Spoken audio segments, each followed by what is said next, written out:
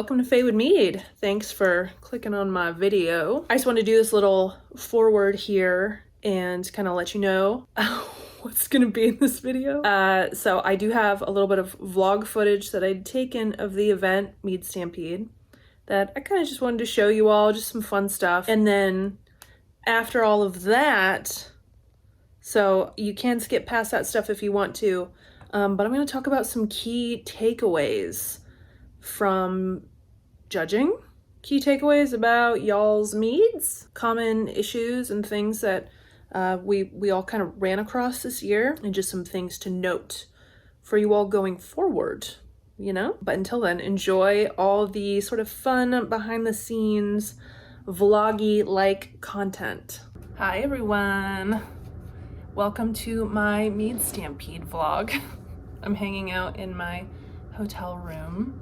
The light is very low in here, so I think it's gonna be a stormy day today. I guess I'm kind of starting this vlog a little bit late because I've already been here for 2 days, and I don't know, I sort of battled whether or not I wanted to actually make a vlog, and I figured, you know, why not make just a little one, right? Oh my god. I'm sitting in front of the AC unit and it is like really gross looking. I'm like looking into it right now. Okay. Anyways, so I took a bunch of like little video clips while we were judging and stuff, and I don't know, I thought it would be fun to show you some of those. Someone should write their score on that one. In this room? Yeah, that's true. It's hot in here.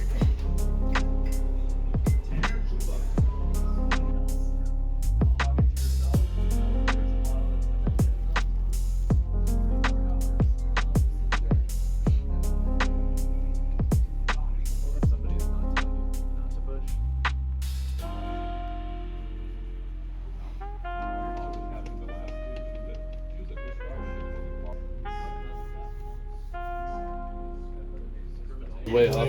Yeah. I'm drinking the worst mead of the day so far. Look it up. The bouquet is deceiving. So This is the size. They are in the Peace family.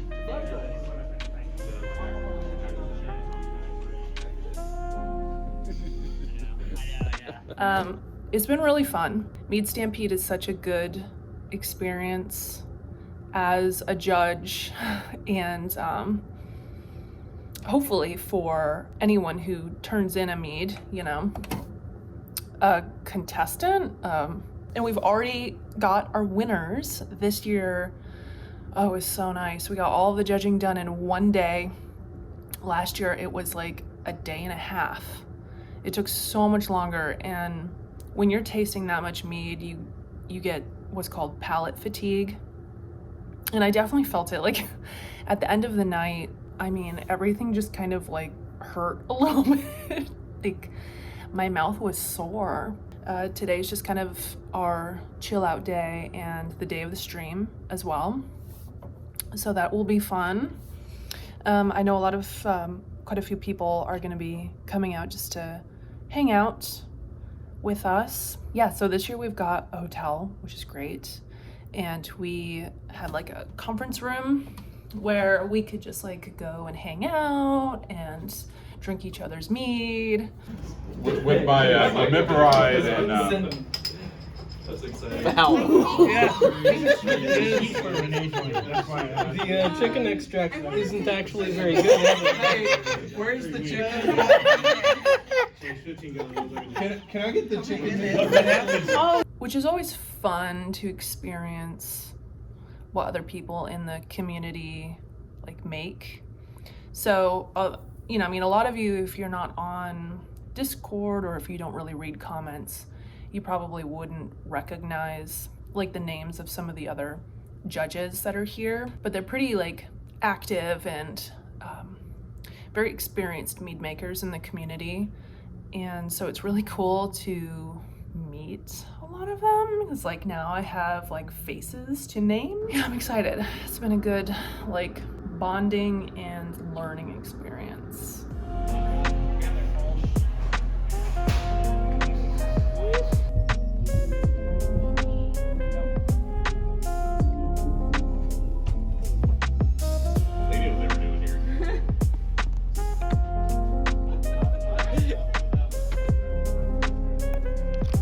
All right, so key takeaways. Please try to ignore the background. It's sort of a mess, but whatever. We're in my house and I'm filming on my phone because I was like, oh man, I forgot to do this and I want to release this video this week. The most common sort of thing that came across for sure was acid and tannin balancing. Oftentimes I would try a mead and the acid in particular was so high that I had like a film covering my mouth and my palate would kind of burn. In particular, the quality of tannin. One of my judge partners, Tony, who is training in a sommelier program. I can't remember exactly which one, but he's in the wine biz, and something that he had mentioned was sort of the shocking amount of low quality tannin. So it kind of got me thinking, because I'm assuming, actually, I don't even know. I don't know where y'all are getting your tannins from. Usually it's just like a standard wine tannin blend. I'll use the Vintner's Best. And I haven't really noticed an issue with that. However, I mean, I don't know. Let me know what y'all use for tannins. Oh my God, I just like spit everywhere. Recently I have been using some higher quality tannins from More Wine. You can get like the gallnut, like light tannin, or deeper rouge tannins that create more of a deep flavor profile, I suppose, or like a, you know, the mouth feels a little bit different on the different tannins. Like some are light, some are heavier, and you know, all of that does play with sweetness levels as well. But it's hard to rescue a mead that's got like really high acid, really high tannin. Especially if it's like a traditional, like I judged dry trads was my first one. It's kind of a tough category. I mean, that mead in particular is kind of tough to pull off. Well, there's a poof. Poofy. But across the board, the judges said that the biggest takeaway for all of them was acid tannin balance. There were a couple of meads that had like a bacterial infection. That kind of thing can happen in the bottles if they're not cleaned and sanitized well enough. So you got to be careful with that. We also had some, I think we had 2 like bottle fountains, you know, not quite a bottle bomb, but like a fountain. Very messy. We had a couple of those. We definitely had a lot of petulant re-ferment meads.